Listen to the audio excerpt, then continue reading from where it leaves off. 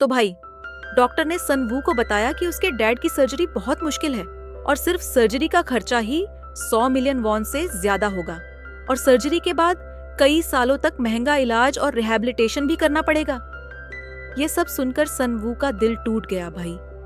उसे समझ ही नहीं आया कि इतना सारा पैसा कहाँ से लाएगा अपने डैड के मेडिकल खर्चे के लिए। फिर अचानक उसे याद आया कि उसने वो लाल बिजनेस कार्ड डस्टबिन में डाल दिया था।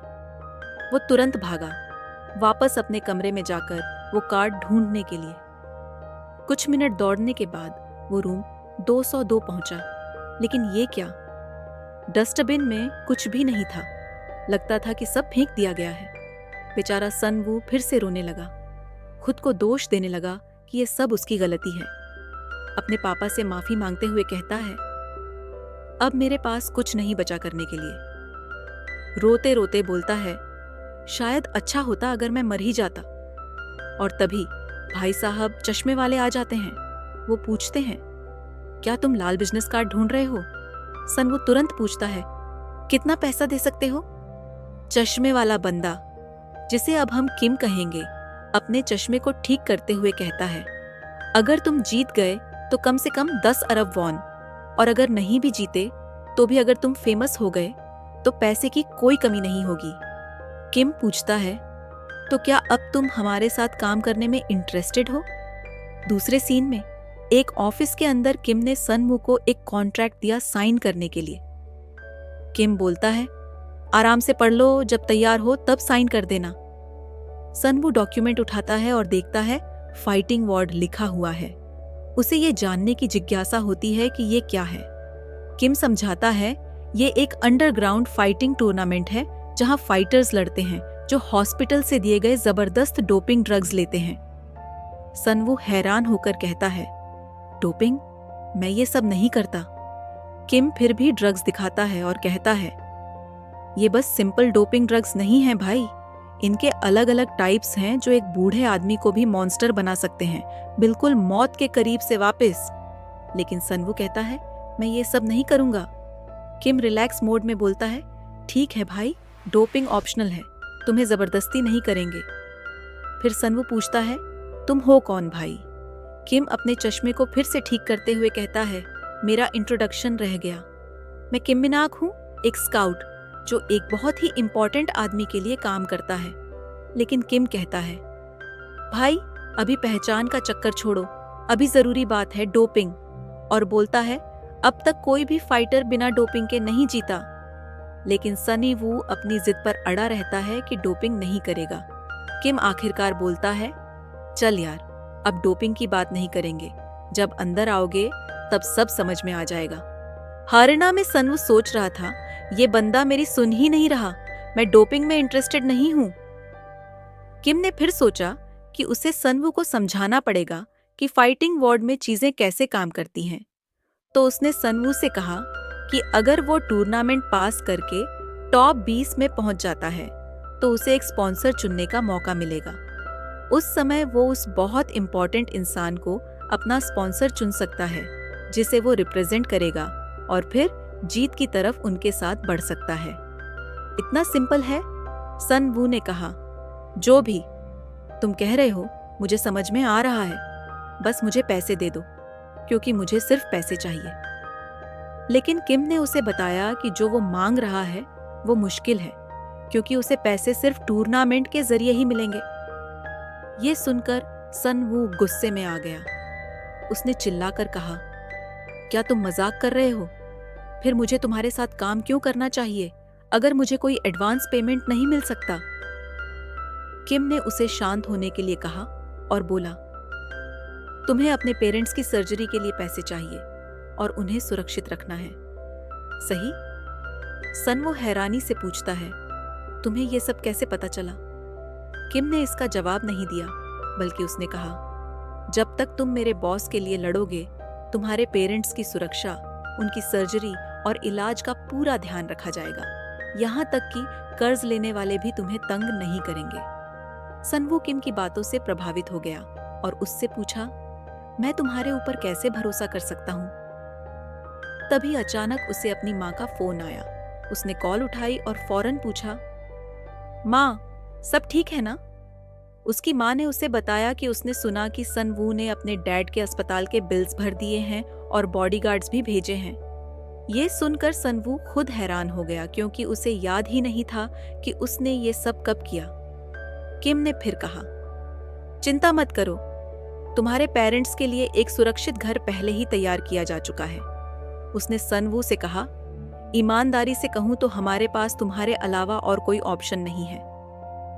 सन वू ने सोचा कि अब इस खेल में शामिल होना ही पड़ेगा और उसने अपनी माँ से कहा, वो लोग मेरे भेजे हुए हैं, तुम उनकी बात मानो, मैं जल्द ही आ जाऊंगा। उसने फोन काटने से पहले कहा कि वो बाद में कॉल करेगा। इसके बाद उसने गंभीरता से किम से पूछा, 10 अरब वॉन के इनाम के लिए आखिर दांव पर क्या है? किम ने जवाब दिया, 10 बिलियन तो बस बेस प्राइस है। तुम पर लोग जितना ज्यादा दांव लगाएंगे उतना इनाम भी बढ़ेगा। एक विजेता ने तो 15 बिलियन वॉन से भी ज्यादा कमाए थे। ये सुनकर सन वू ने सोचा कि ये तो पागलपन है। किम ने कहा, तुम भी उतना कमा सकते हो क्योंकि फाइटर्स पर लगाए गए दांव के मुकाबले ये रकम काफी छोटी है। किम ने सन वू को बताया कि इसके नुकसान भी हैं।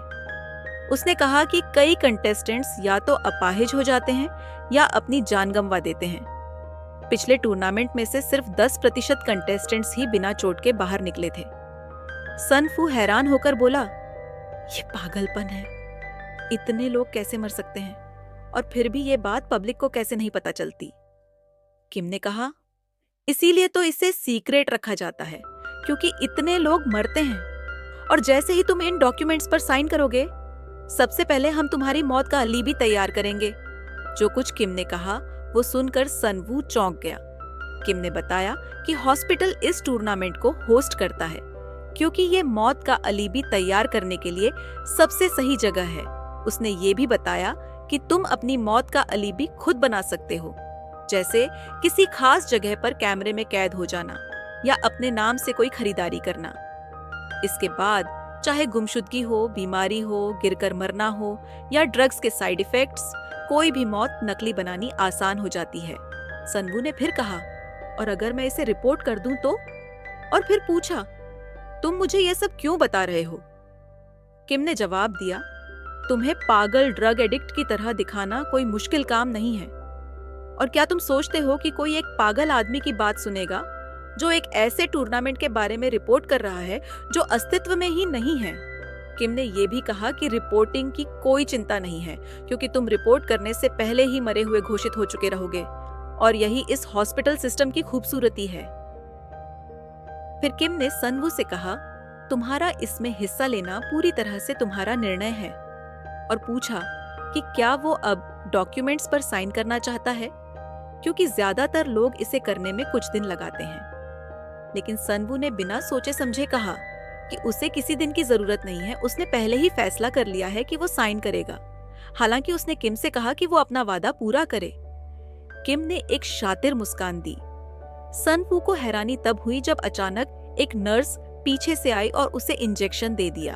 सन वू ने खुद को बचाने की कोशिश की, लेकिन किम ने कहा, चिंता मत करो, ये बस बेहोश करने वाला इंजेक्शन है ताकि हम तुम्हें एरिना में ले जा सके।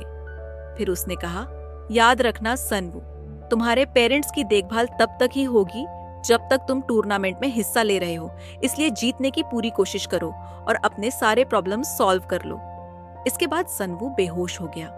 कुछ मिनटों के बाद जब उसे धीरे धीरे होश आया तो उसे लगा कि वो मर गया है। उसे समझ में नहीं आ रहा था कि क्या हो रहा है और उसे कहाँ ले जाया जा रहा है, क्योंकि वो बेड पर लेटा हुआ था और उसे कहीं ले जाया जा रहा था। जब उसने उस रास्ते को देखा जहां से उसे ले जाया जा रहा था, उसने उस व्यक्ति से पूछा जो उसे धकेल रहा था, मैं कहाँ हूँ? उस व्यक्ति ने उसे चुप रहने को कहा और बताया कि जल्द ही उसे पता चल जाएगा कि ये नर्क जैसी जगह क्या है। दूसरे सीन में होसन ग्रुप कंपनी के वाइस चीफ चा यान वू के ऑफिस में किम ने अपने बॉस यान वू को सन वू के बारे में बताया। यान वू ने किम से कहा, तुम्हें वाकई लगता है कि एक हाई स्कूल स्टूडेंट को हमारे रिप्रेजेंटेटिव फाइटर के रूप में इस्तेमाल करना सही होगा, भले ही उसने ब्लैक बियर को हरा दिया हो? किम ने अपने चश्मे को ठीक करते हुए कहा, बिल्कुल, वाइस प्रेसिडेंट ह्यंगनीम को ये आइडिया भले ही बेवकूफी लगे, लेकिन जितना ये अजीब लगेगा उतना ही अच्छा है।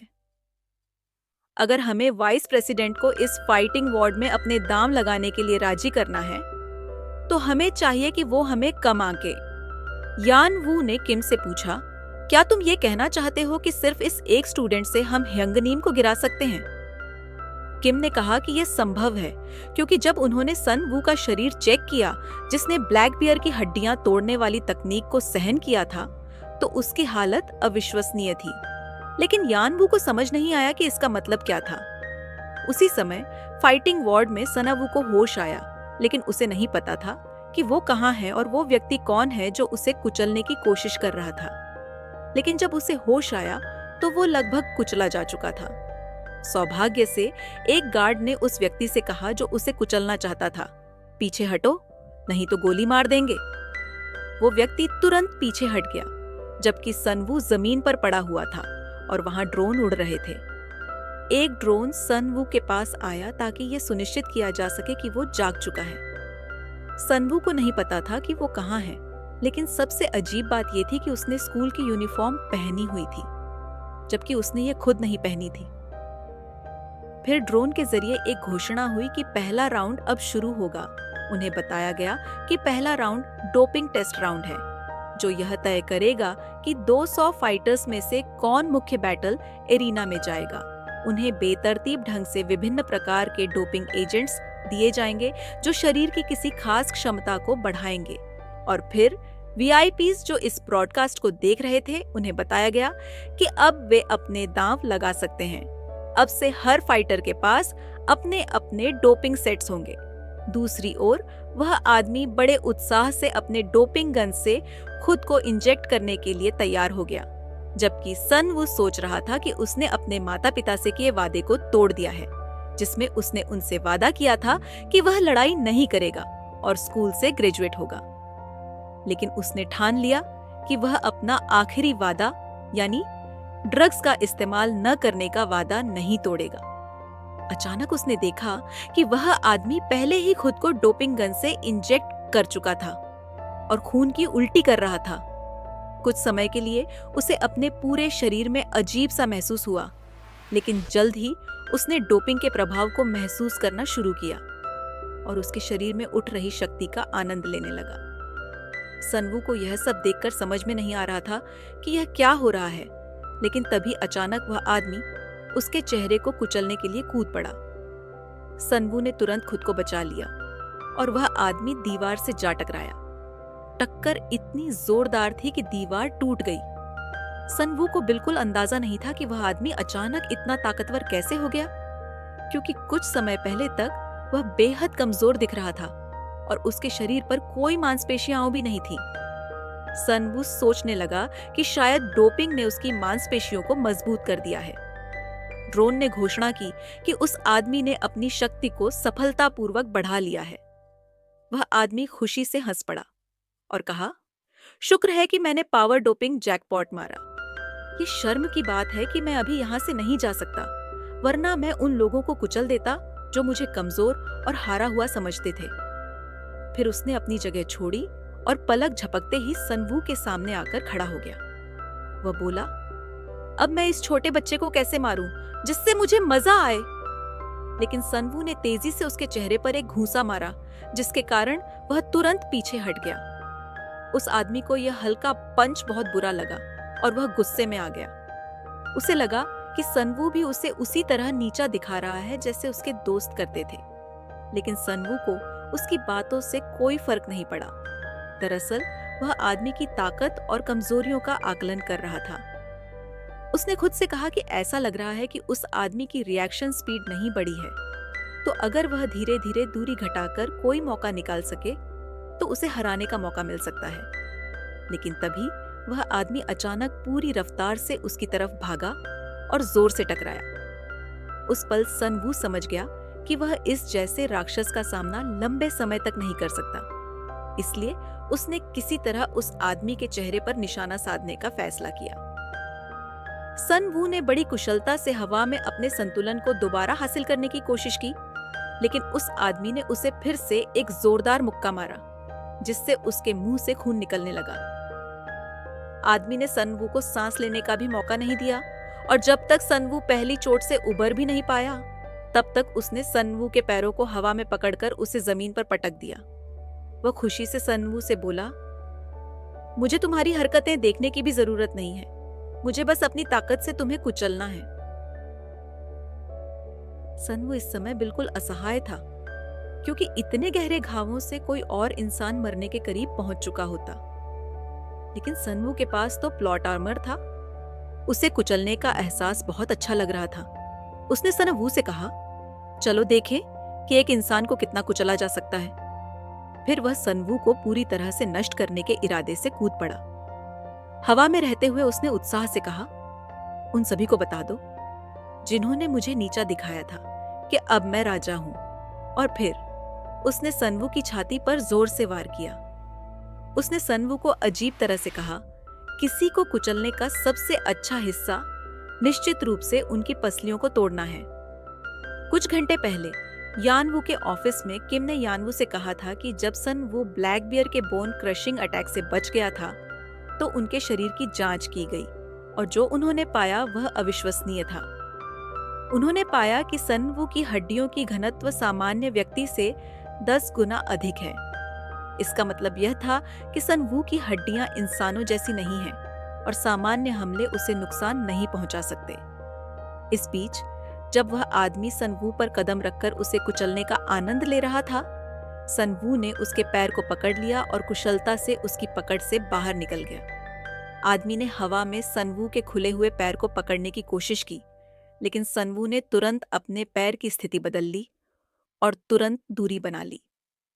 आदमी को आश्चर्य हुआ कि सनवू बिना डोपिंग के भी ठीक था, लेकिन उसने इसे अपनी कमजोरी मानने से इनकार कर दिया और सोचा कि शायद उसके शरीर ने अभी तक डोपिंग के असर को पूरी तरह से महसूस नहीं किया है। उसी समय सनवू ने खुद से कहा कि वह राक्षस धीमा हो गया है और उसकी स्टैमिना भी नहीं बढ़ी है, इसलिए अगर वह खुद को पकड़े जाने से बचा ले तो वह उसके चेहरे पर वार करने का मौका पा सकता है। लेकिन इसके लिए उसे तेजी से पंच मारने होंगे, न कि ताकत पर निर्भर रहना होगा। फिर सनवू उसकी ओर बढ़ा।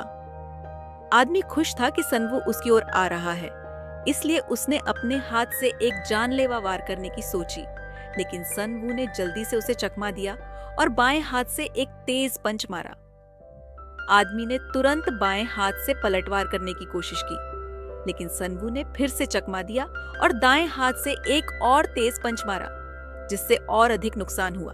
आदमी कुछ समय के लिए संतुलन खो बैठा, लेकिन सनवू ने उसे सांस लेने का भी मौका नहीं दिया और लगातार कई पंच मारता रहा, जब तक कि आदमी बेहोश होने के कगार पर नहीं पहुंच गया। सनवू ने इस सुनहरे मौके को देखा और सोचा कि अब एक बड़ा वार करके लड़ाई खत्म की जा सकती है। लेकिन जैसे ही वह बड़ा वार करने वाला था, आदमी ने होश में आते ही सनवू के हाथों को पकड़ लिया और मुस्कुराते हुए बोला, आखिरकार मैंने तुम्हें पकड़ लिया। तुम इतने उत्साहित थे कि यह भी नहीं समझ पाए कि मैंने तुम्हें जानबूझकर मारने दिया। लेकिन सनवू ने कहा, तुम्हें क्या लगता है कि मैंने जानबूझकर तुम्हें पकड़ने दिया? फिर उसने आदमी से पूछा, क्या तुम्हें पता है कि कंगारू अपने विरोधी के हाथों को पकड़ने के बाद बड़ा वार क्यों करते हैं? और इससे पहले कि आदमी को कुछ समझ में आता, सनवू ने असाधारण कौशल दिखाते हुए एक भारी लेग स्ट्राइक मारी, जिससे आदमी बुरी तरह घायल हो गया और जमीन पर गिर पड़ा। इस बार आदमी को समझ में नहीं आ रहा था कि क्या हो रहा है, क्योंकि वह अपना शरीर नहीं उठा पा रहा था। वह गुस्से में चिल्लाया, क्यों मेरा शरीर ऐसा हो रहा है? ऐसा नहीं हो सकता कि मैं एक ऐसे लड़के से हार रहा हूं जिसने डोपिंग भी नहीं की है। फिर उसने ऊपर देखा और डोपिंग की एक और खुराक लेने का फैसला किया, क्योंकि उसे लगा कि पहली खुराक उसे काबू करने के लिए पर्याप्त नहीं थी।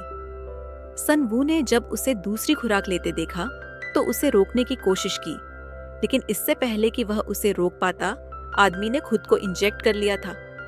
ड्रोन ने घोषणा की कि स्टैमिना डोपिंग सफलतापूर्वक लागू हो गई है और इसके बाद आदमी ने हवा में सनवू को मारते हुए उछाल दिया, जिससे सनवू के मुंह से खून की उल्टी होने लगी।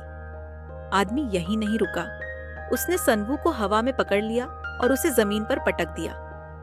ड्रोन चेक करने आया कि क्या सनवू अभी भी जीवित है या नहीं, लेकिन आदमी ने ड्रोन को धक्का दिया क्योंकि उसका काम अभी खत्म नहीं हुआ था। उसने सनवू की गर्दन पकड़ ली और कहा, मुझे हमेशा से यह करना था। यह सही महसूस करने के लिए तुम्हारी सांसें पूरी तरह से काटनी होंगी। लेकिन अचानक जब सनवू हार मानने ही वाला था, आदमी सीधे जमीन पर गिर पड़ा और मर गया। ड्रोन ने घोषणा की कि खेल समाप्त हो गया है क्योंकि खिलाड़ी की मौत हो चुकी है। यानवू, जो लड़ाई देख रहे थे, उन्हें समझ में नहीं आ रहा था कि आदमी कैसे मर गया, लेकिन किम ने उन्हें बताया कि आदमी की मौत डोपिंग की ओवरडोज के कारण हुई है। किम ने अपने चश्मे को छूते हुए कहा, 2 अलग अलग डोपिंग को एक साथ लेने की कोशिश करने पर जीवित रहने की दर 0.5% से कम होती है। और चूंकि आदमी ने पहले ही पावर डोपिंग ले ली थी और अब उसे स्टेमिना डोपिंग दी गई थी, उसकी मौत निश्चित थी। यानवू ने कहा, मुझे मानना पड़ेगा कि तुम वाकई भाग्यशाली हो क्योंकि तुम्हारे प्रतिद्वंद्वी ने खुद ही मरने का फैसला किया। किम ने कहा, शायद मैं भाग्यशाली हूं, लेकिन इसे केवल भाग्य कहना सही नहीं है क्योंकि सनवू का शरीर असाधारण रूप से अजीब है। यानवू ने कहा, ठीक है, हम देखेंगे कि उसकी हड्डियां कितनी प्रभावी हैं जब वह मुख्य राउंड में प्रवेश करेगा। फिर उन्होंने किम से पूछा, अब आगे क्या कदम उठाना है?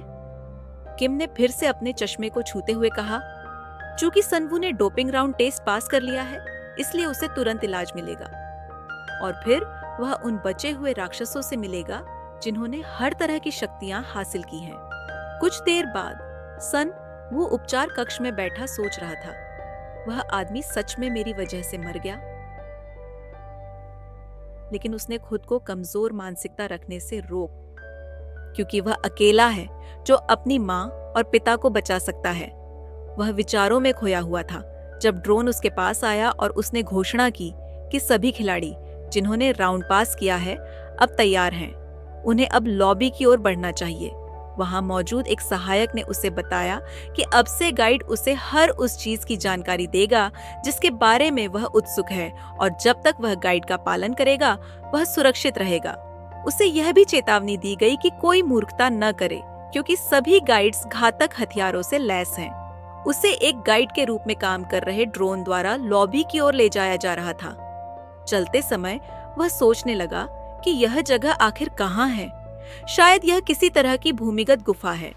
उसने सोचा कि वे वाकई यह सुनिश्चित कर रहे हैं कि किसी को भी भागने के बारे में सोचने का मौका न मिले। वह सोच रहा था, काश मैं कम से कम फोन कर सकता, यह जानने के लिए कि माँ ठीक है या नहीं। इसलिए उसने फैसला किया कि वह किसी भी कीमत पर बचेगा, क्योंकि कम से कम उसे यह वादा किया गया था कि जब तक वह लड़ाई में भाग लेता रहेगा उसकी माँ और पिता सुरक्षित रहेंगे। लेकिन वह चिंतित था क्योंकि यहाँ की लड़ाई वैसी नहीं थी जैसी उसने बाहर कल्पना की थी। लोग उसे एक भयानक राक्षस मानते थे, लेकिन यहाँ तो गली के गुंडे भी एक अलग स्तर पर थे। इसलिए वह सोचने लगा कि आखिर लॉबी में इकट्ठे हुए राक्षस कितने खतरनाक होंगे। गाइड ने उसे बताया कि वे प्लेयर लॉबी में पहुंच गए हैं, इसलिए दरवाजा खुला और वह अंदर चला गया।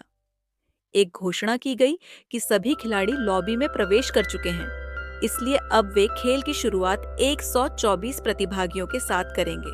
उन्हें बताया गया कि वे सभी मॉनिटर के सामने इकट्ठे हों क्योंकि ब्रीफिंग जल्द ही शुरू होने वाली है। सनवू ने खुद से कहा, ये राक्षस कौन है? वे पहले राउंड में मिले राक्षसों से पूरी तरह अलग हैं। इसलिए उसने फैसला किया कि अगर वह बिना किसी बेकार की लड़ाई से बचना चाहता है तो उसे आधिकारिक मैच शुरू होने तक नजर में नहीं आना चाहिए।